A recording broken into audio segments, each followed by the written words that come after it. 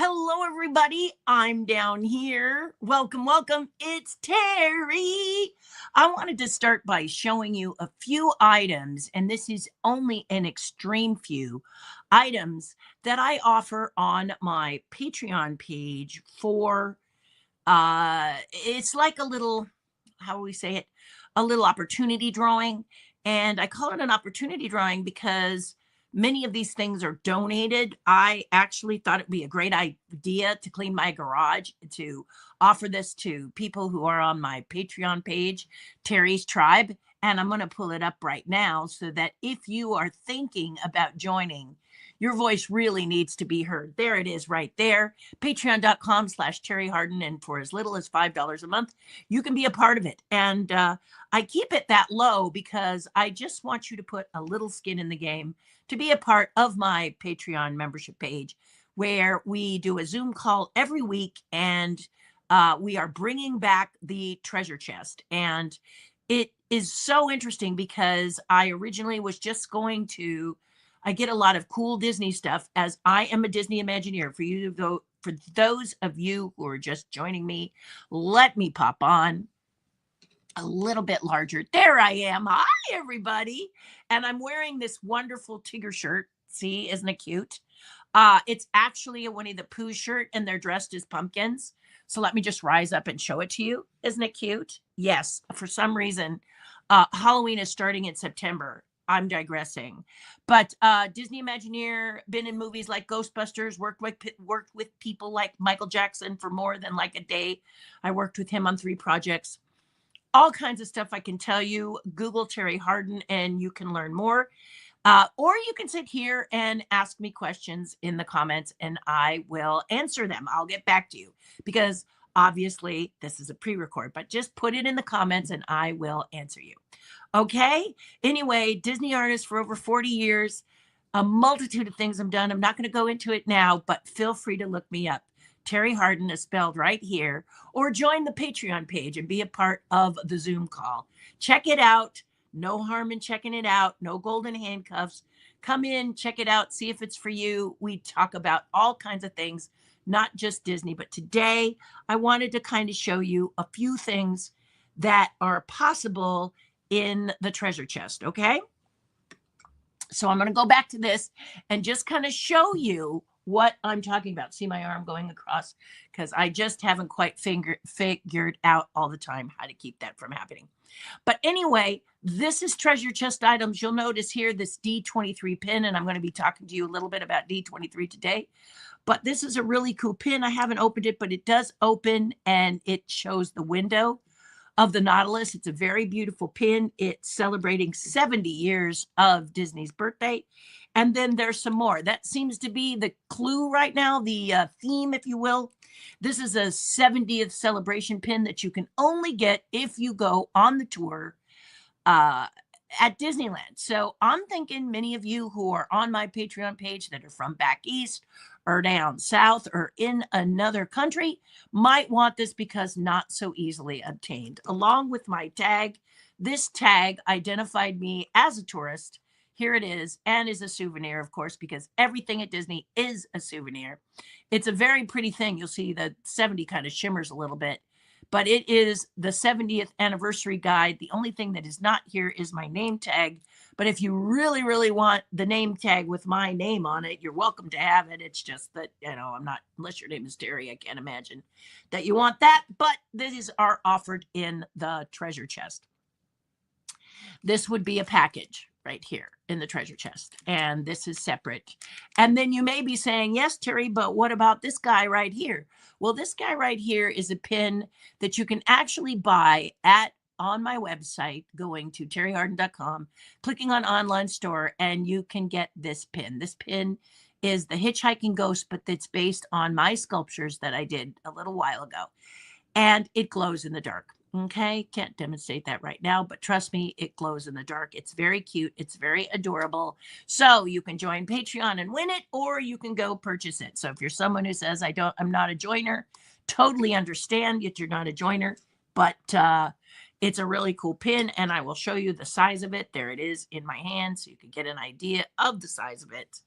And then the same with the D23 pen size. I'll just hold it in my hand like this to give you an idea, and so on and so forth. So that is one of the things that happens on Patreon, but so much more. Zoom call every week. It is the only place that you can talk to me live other than seeing me at an event or convention or festival of some sort. And speaking of conventions and festivals of some sort, you'll notice I was wearing this pumpkin. And today we're going to talk about some of these events where I will be appearing, but some of these that maybe I will be, maybe I won't. All depends on how the stars align. And so I thought today I would talk to you about the explosion that happened last week. Last week, D23, that's these folks who offer this, that little D23 right there. There it is. There it is. You might not be in focus, but hey, I'll put it on my face and then I'll smile at you and go, look, D23, right? There you go. Anyway, D23 announced one of the major things that they usually do all year, and that is the Vendor's Alley. Vendor's Alley was a place where people from the outside could come in and do some really, and offer you some nice articles to purchase that weren't necessarily a part of D23. It was a place where you could plan to come to this convention that happens once every other year and get some cool things, see some amazing things, hear some amazing things, look at some amazing things. And I will say D23 will still deliver next year in 2026.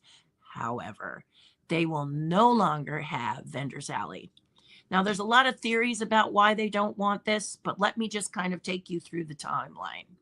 When D23 started back in who knows when, because, you know, I'm 68. It was a while back. And I was at the first D23.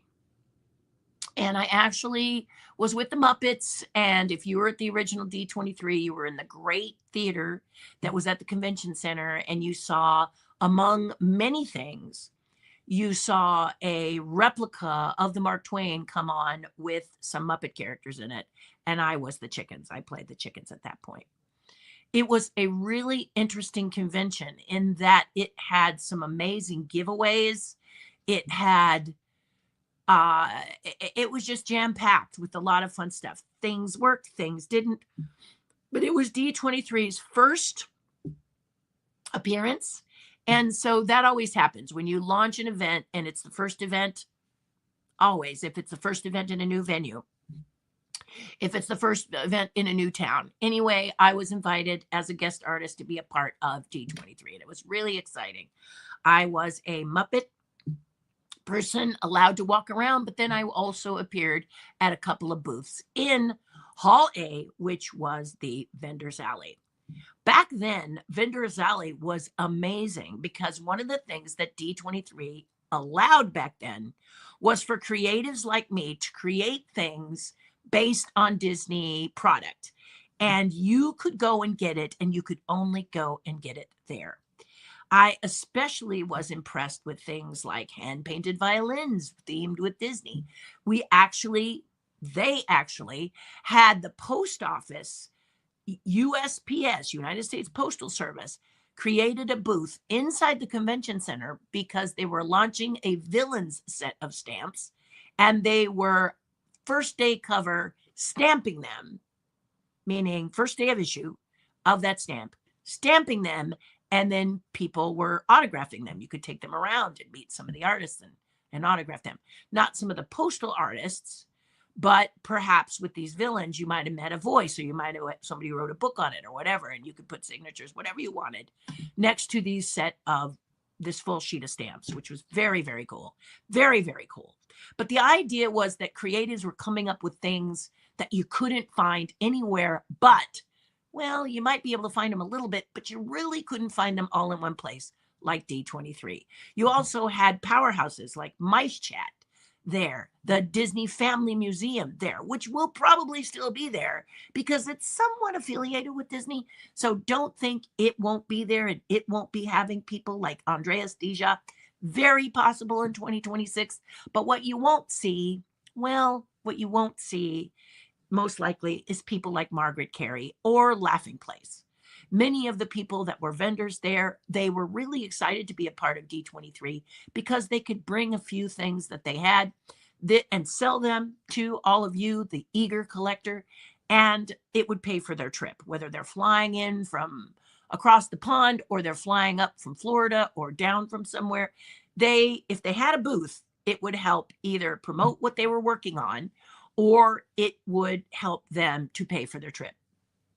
Now, since D23 has announced there will no longer be such an alley, it's a heartbreaker for many of those vendors. Now, I will say in the past couple of D23s, D23 came out with another rule, and that was if you weren't a fully licensed company or allowed to sell only what was licensed, you weren't there. So if you were an artist that was creating one-of-a-kinds, you were no longer admitted in, which means that your one-of-a-kind hand-painted violins or your unique puppets or your unique paper cuts or whatever people were doing were eliminated.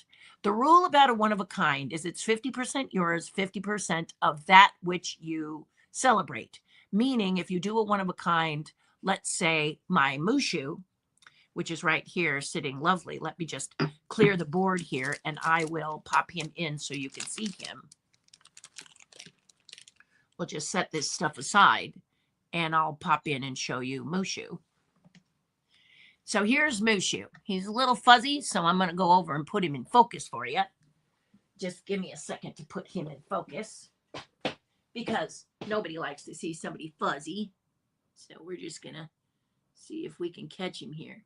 Actually, what the camera is saying is move him forward a little bit for me. So here he comes.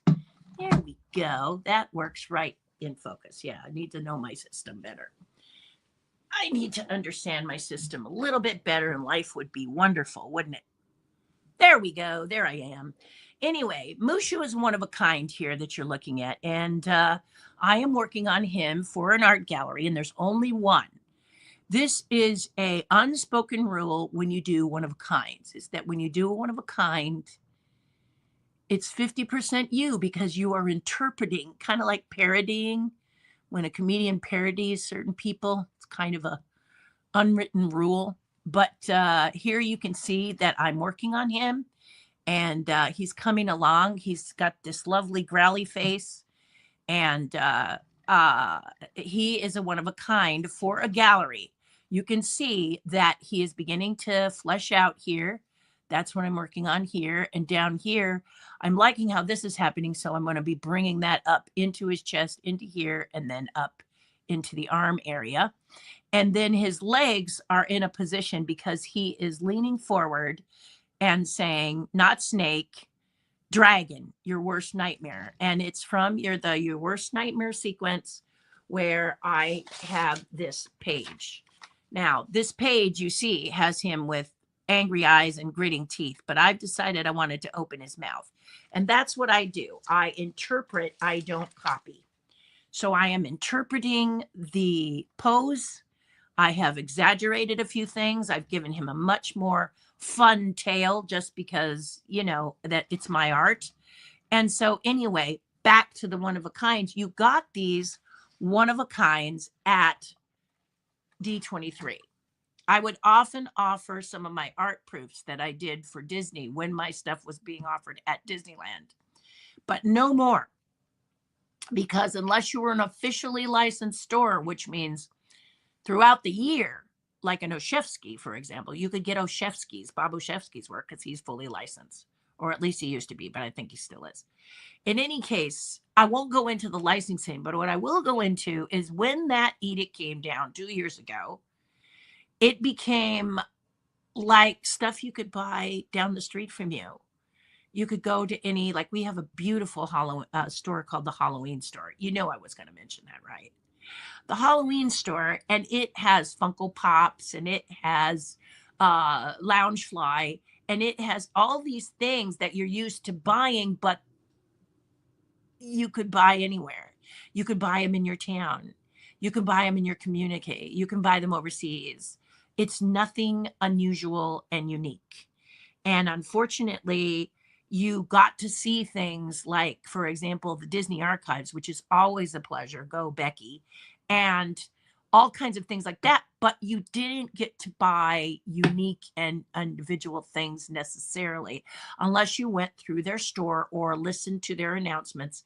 They controlled all of the unique and different stuff you could collect. And those of you who go to D23 know what I'm talking about. So as of 2026, no more vendors. And the theory is they could not control the vendors. They would charge the vendors a price for the booth like any event, but then the money that they earned was theirs. And so I think that D23, although their speak is that they needed the space for what they were going to do, it's not a lie. They need the space for what they are going to do.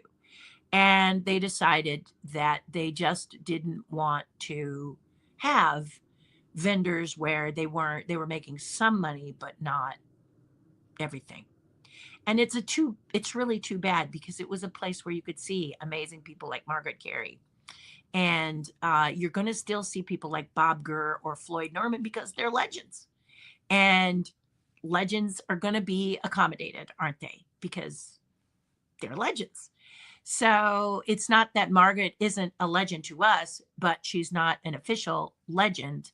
So again, she would come out, she would visit with all of her friends and everybody here, but there needed to be a way to recoup money that you invest. It's just very good marketing strategy for all of us.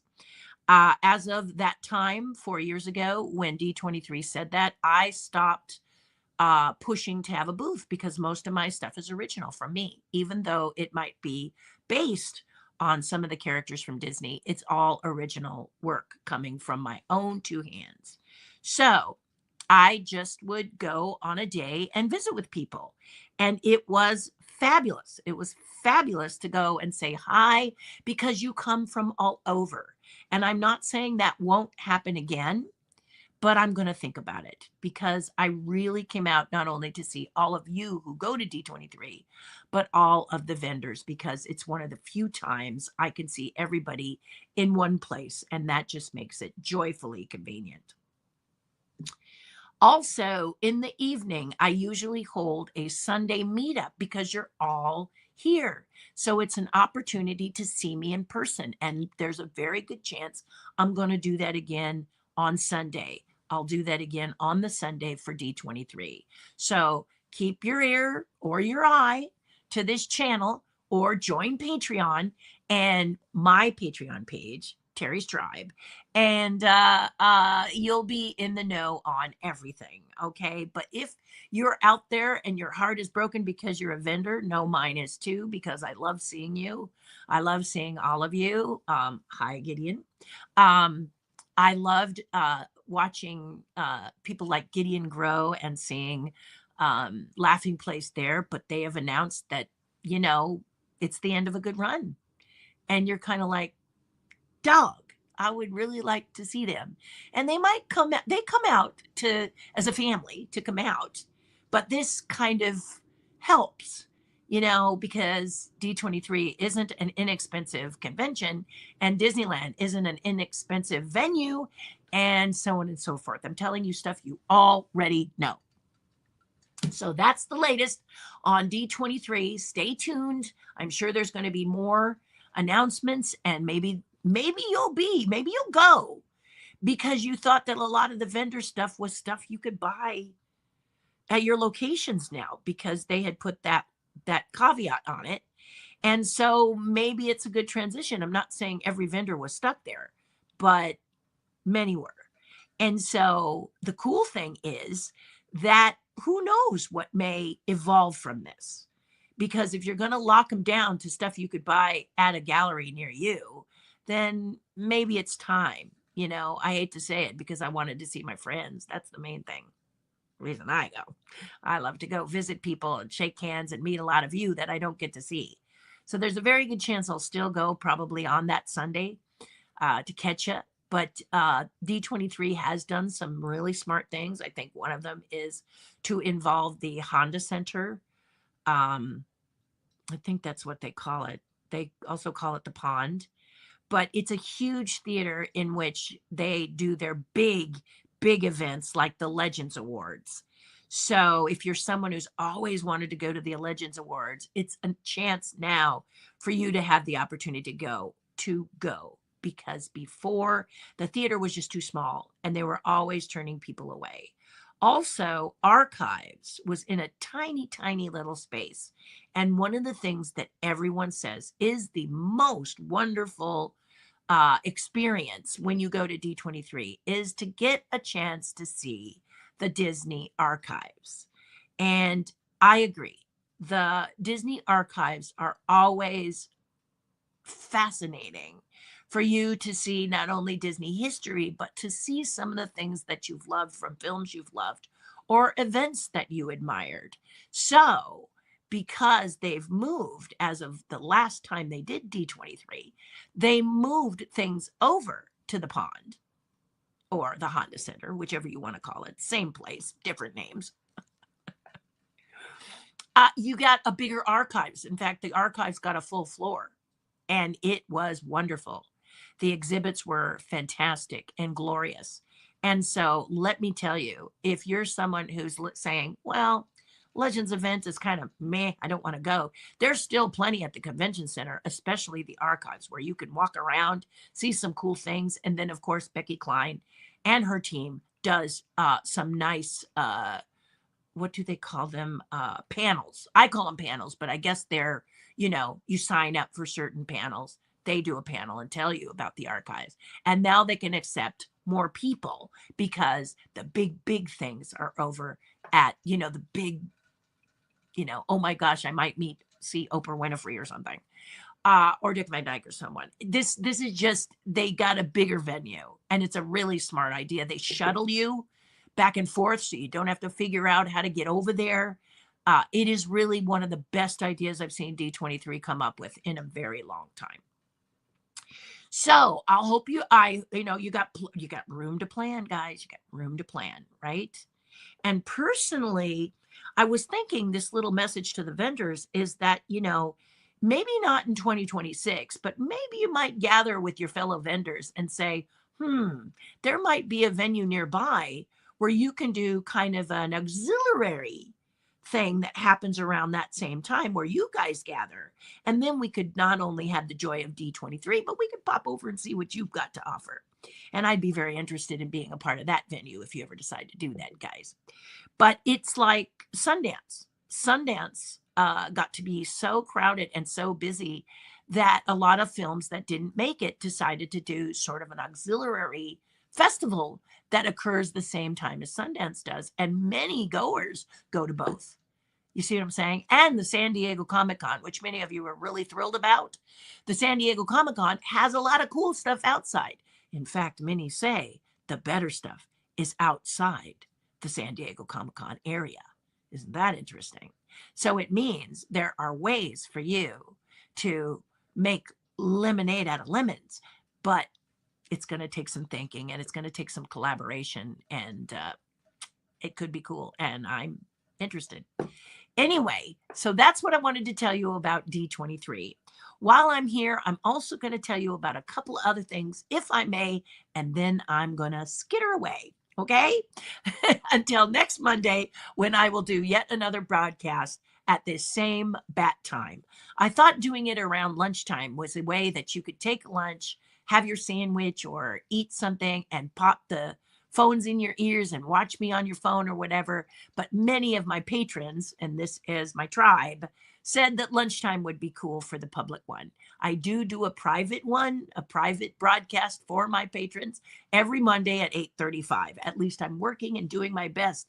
My problem is that me and technology at 68, technology is always a bit of work for me. So I tend to not, with a busy schedule, be able to announce that I'm going to be doing them, except for right here. Or when I'm live on my Patreon page, I'll announce it then. And hopefully if somebody watches it, they know that every Monday at 8:35, I'm going to do it. But I'd like to set it up so that there's a little bit of running room for you both. But I don't know if that's possible, as I've got so much to do. Mushu is staring me down right now saying, you better finish me because you know we have a deadline, right? And I'm like, yes, sir, I know that. And you're a dragon, not a snake or a lizard. So he is saying, if you don't want me to be your worst nightmare, you better finish me. So it's stuff like that. I also have a chess set I'm working on. But for now, let's talk about where I am going to be appearing in the next few months. We will start with Halloween. Ay, ay, ay.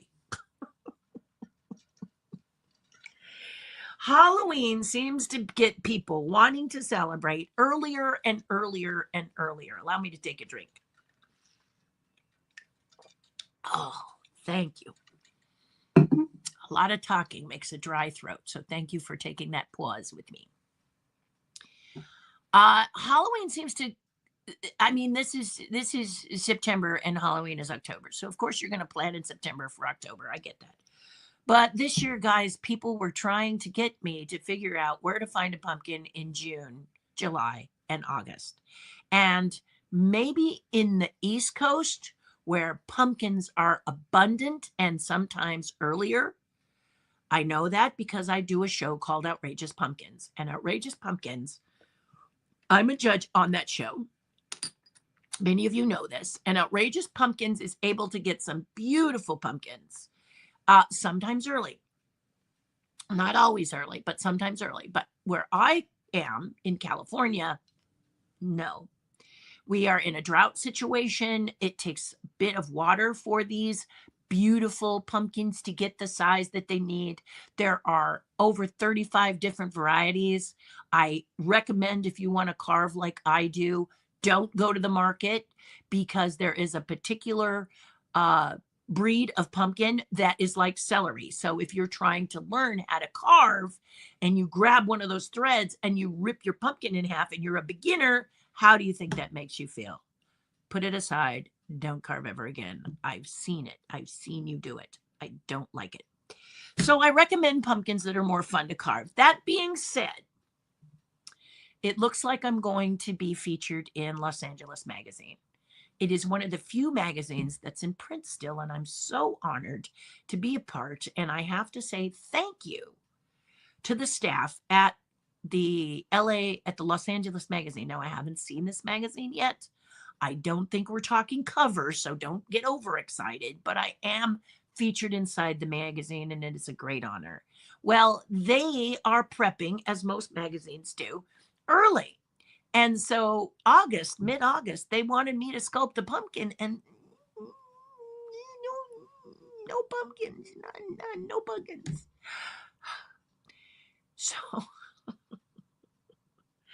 So I told Chris, who is editor-in-chief over there, that if he could find a pumpkin, I would attempt to carve it. And he found a very interesting variety. And he said when he came to see me, oh, you weren't kidding. They're nowhere. Because most pumpkin growers will allow you to come and see their pumpkins in about a week.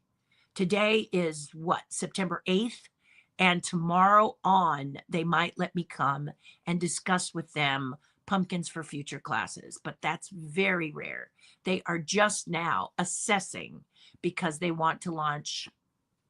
Some will want to launch last week in September all the way through October. And then the funny thing about all you guys is that when it hits November 1st, it's like, pumpkin, what are you talking about? I don't even know what you're talking about. It's like the lights go and it's out, right? So this is why I just want you to know. But Los Angeles Magazine, they're tough. They keep fighting. And so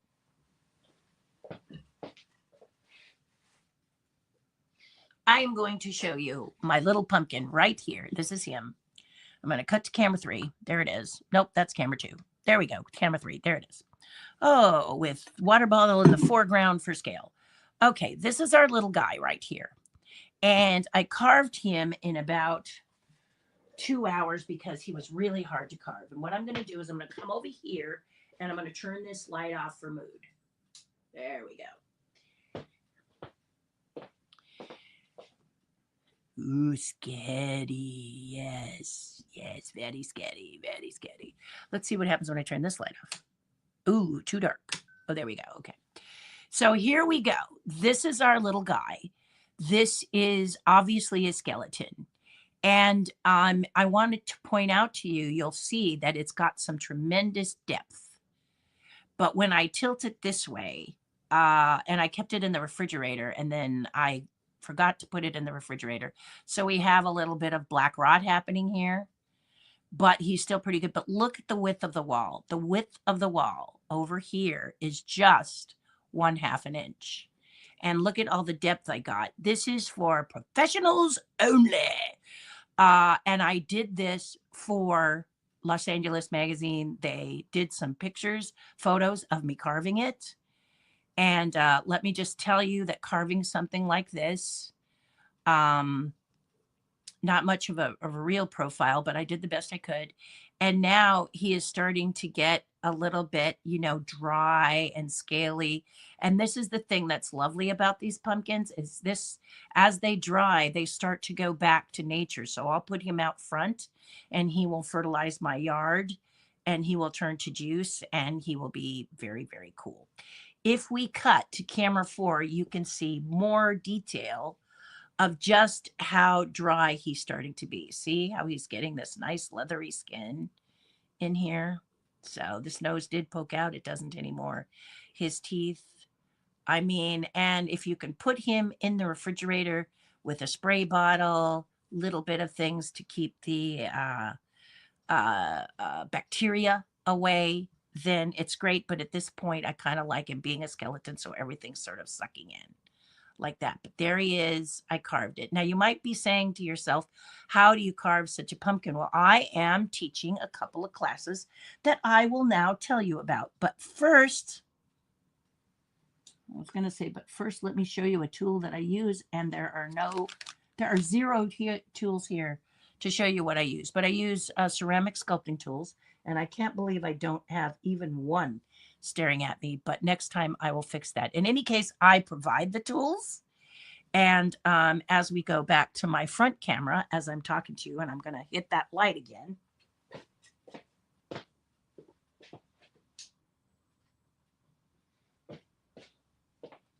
There we go. You can see me so much better.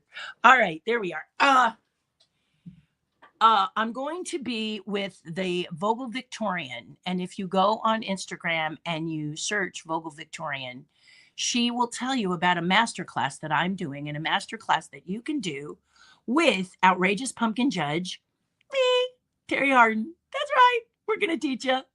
We're going to teach you on the 12th of October. And you're going to have to bring your own pumpkin. But fear not, I did a couple of videos that you can look at to tell you which 2 pumpkins. And I'm going to tell you, if you go to a patch, that's number 1, pumpkin patch. Pumpkin patch. I'm going to say it again. Pumpkin patch, right? Right. You're going to go to a pumpkin patch, and that pumpkin patch is going to have a few varieties. Look for the white variety, a ghost, and don't get it this small. Okay, you see how small he is? Kind of the size of a tiny soccer ball, a little bit bigger than a softball. No, don't get that size in the ghost pumpkin. I want you to go more for this size, about the size of a classic pumpkin or a basketball. All right, medicine ball, basketball size, and a smoother skin. It doesn't have a lot of ridges. And that will tell you most likely that the pumpkin is going to have a bit thicker wall. So for you as a beginner, it's going to be a lot easier to carve, a lot more fun to carve. And usually the flesh is like papaya, if you've ever eaten a papaya. If you've never had the experience of carving a pumpkin like that, or you simply take a knife and this is going to teach you how to sculpt like this, but I want you to have the best ability. I usually provide the pumpkins, but I can't this time because the Vogel Victorian, bless her heart, she wanted to give you all the time to sign up for this class. The class is about $100 a person, and the Vogel Victorian, if you go to her Instagram, you will see how to sign up. I only have a few spots available, so jump on it if you want to do it. You're really going to love it. I do provide the tools. Did I mention that? So that you can carve, experience it, decide if you really like this, or come a little more advanced and hone your skills. And then you might want one of my tool sets later. You might want to try a tool that I have that maybe you don't have, but I will have tools for you to work with on that day. Okay? To learn more, Vogel Victorian on Instagram. I think it's at Vogel Victorian. Forgive me. Like I said, I'm not as savvy as I should be. And I will be posting it later again on Instagram, I think, if it's not sold out. But as of yesterday, it didn't look like it was sold out. So you still have time. But that's going to be the 12th of October. So be there or be square. It's going to be a lot of fun. Okay? You will have to pick your own pumpkin. Now, if you're someone who doesn't want to pick your own pumpkin and you're willing to go to Simi Valley, I have another class that I'm teaching. Same thing, about 30 people. But it is on a Wednesday afternoon and evening, 3 till God turns the lights out or even beyond, where you can go to a beautiful home. Again, I will provide tools and I will here provide the pumpkins. Okay. We have not yet set the cost yet because we're used to planning in September and then letting you know around the September 15th because it's usually later in October. And this one is October 29th. This is because many of the people who like to take this class want to see if their pumpkin will last so they can put it out on Halloween, which for those of you who don't know is a Friday. Okay? So those are two that I think will be really, really fun. If you happen to be in the Mississippi area, I don't know what I'm doing there, but I am visiting a friend. So we're going to do something fun in Mississippi. So I will post that when I get a chance.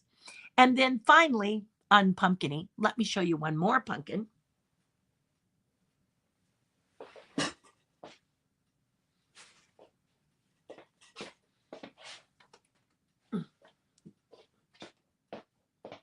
Here he is. This is a pumpkin that I carved while visiting my friend Dean. And Dean is a lovely person. He's actually the person who mentors and works with and oversees the contestants on Outrageous Pumpkins while I'm being a judge. And the last one we did, which was the All Stars, he got to be a judge in the very, very first episode, which was cool. So he is in the Ohio area. So check him out. Forgive me, Dean. I don't remember your at on Instagram, and I should have known that. But this is a very fun class also. I took it so I could visit with him, and then I wanted to see about his teaching technique. And although I've got a lot of light, I want you to notice that these are pumpkins. I teach you how to carve a pumpkin and then we put a light in it. Okay. I'm very adamant about putting a light in it.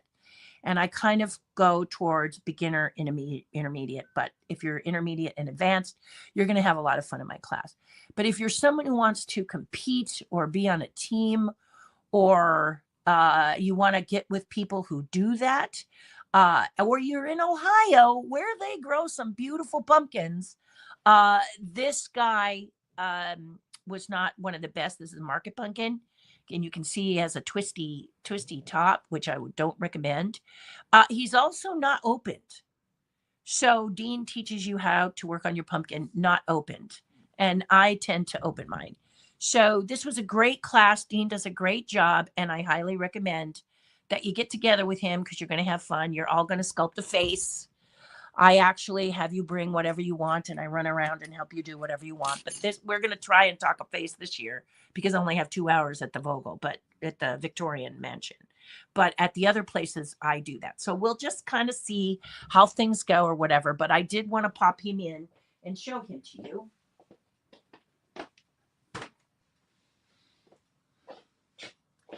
And then finally, as I leave, I'm going to tell you that I will be appearing on Sunday at the Disneyana fan club event in Irvine at the Irvine Marriott, which is the one at John Wayne Airport. That one's happening on Sunday. That is the Sunday, the 26th, I believe. Yes, 26th. And they do have some events happening on Saturday, the 25th. But if you go to Disneyana, um, Disneyana Facebook page, or you look up Disneyana on Instagram, you will be able to learn more about that. That is happening at the end of October. They usually have a lot of fun things for Disney collectors. And a few things if you're into Star Wars, if you're a cosplayer, they usually have a little something for everybody. And I will be there. You can shake my hand, you can say hello. You can meet all the people like Willie Ito, Bob. I think Bob Gurr is going to be there again. Willie Ito, I think, is going to be there.